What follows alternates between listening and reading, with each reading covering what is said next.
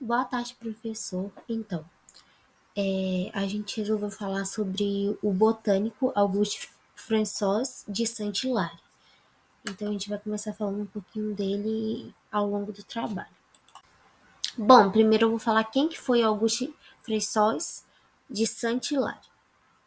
Ele nasceu no dia 4 de outubro de 1779, em Orleans, e faleceu no dia 3 de setembro de 1853.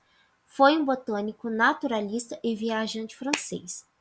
Desde pequeno, o francês manifestava vocação nata para os estudos das ciências naturais, mas por conta dos imperativos dos seus pais, entendido como a Revolução Francesa, Saint-Hilaire foi enviado para a Alemanha, onde trabalhou no porto de Hamburgo.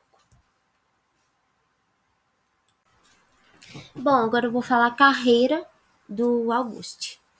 Avançando na carreira do botânico e naturalista, Auguste Saint-Hilaire tornou-se professor no Museu de História Natural, em Paris, e por meio de seus contatos da época, soube da missão de Conde de Luxemburgo, Charles Emmanuel.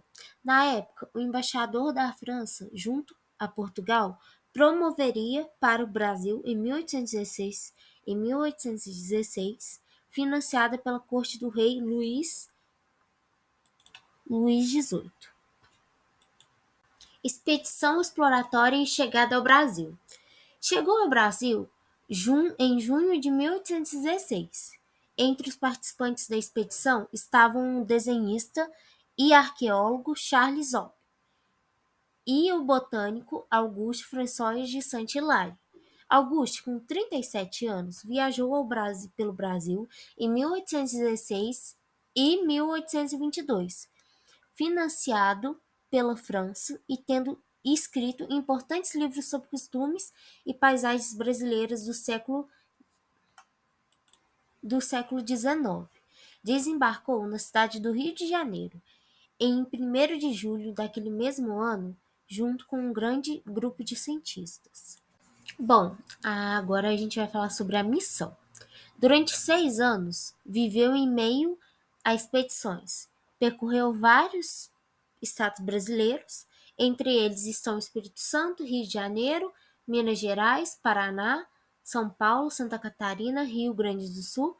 Isso inclui viagens ao Rio, São Francisco, do Jequitinhonha. Curiosidades da missão.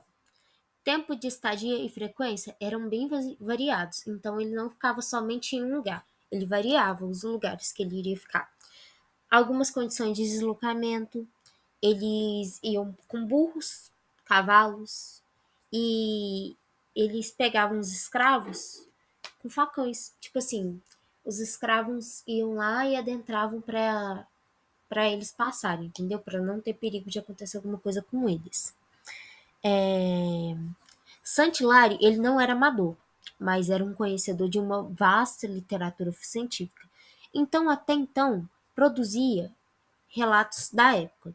Também tinha conhecimentos de dissecação de plantas, confecção de herbários, agricultura e transporte de vegetais. Tinha um envolvimento pessoal com a filantropia e buscava o conhecimento das plantas medicinais para o tratamento das pessoas. Então, ele buscava sempre estudar plantas medicinais que poderiam ajudar na saúde, em alguma cura de alguma doença, sabe? Agora eu vou falar um pouquinho sobre o trabalho e a obra dele. Além de percorrer vários estados brasileiros, colheu material orgânico e mineral para os estudos científicos, que era o seu objetivo inicial. Chegou a classificar 2 famílias, muitos gêneros e mais de 1.000 espécies novas da flora brasileira. Fez coleção de 6.000 espécies de plantas para o Museu Nacional de Paris. Cuidou também de observar as populações e seus costumes, mas foram seus estudos de botânica que fizeram ele de uma grande referência entre os botânicos brasileiros. Então, seus conhecimentos de botânica fizeram ele ter um destaque muito grande e ser uma referência entre os botânicos brasileiros, entendeu? São 17 obras em 23 volumes, sendo 11 desses sobre o Brasil. Obra essa que principalmente sobre a vida de costumes brasileiros do século XIX e muito citada por historiadores e antropólogos. Aqui do lado a gente vê uma foto sobre uma publicação de um rosto, né? Que o Augusto Santos Hilary tirou, né? Outro tipo coletado de Augusto Santos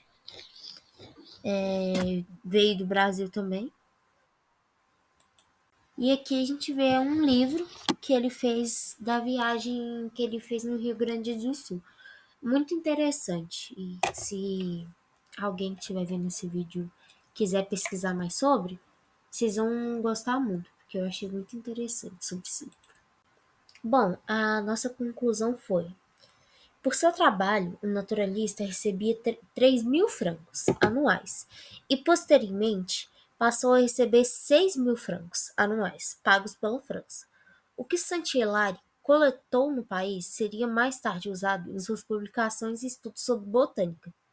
Após junho de 1822, mês em que retorna após um caso de envenenamento por mel de vespa, que abala o seu sistema nervoso, na França concentra seu estudo num acervo que trouxe do Brasil, publicando inúmeras obras de referência à botânica e permanecendo ali até os seus últimos dias. Aqui a gente colocou as referências bibliográficas que a gente usou, né? Aí se você quiser acessar, é só entrar nelas. Muito obrigada pela atenção de todos, espero que tenham um bom dia.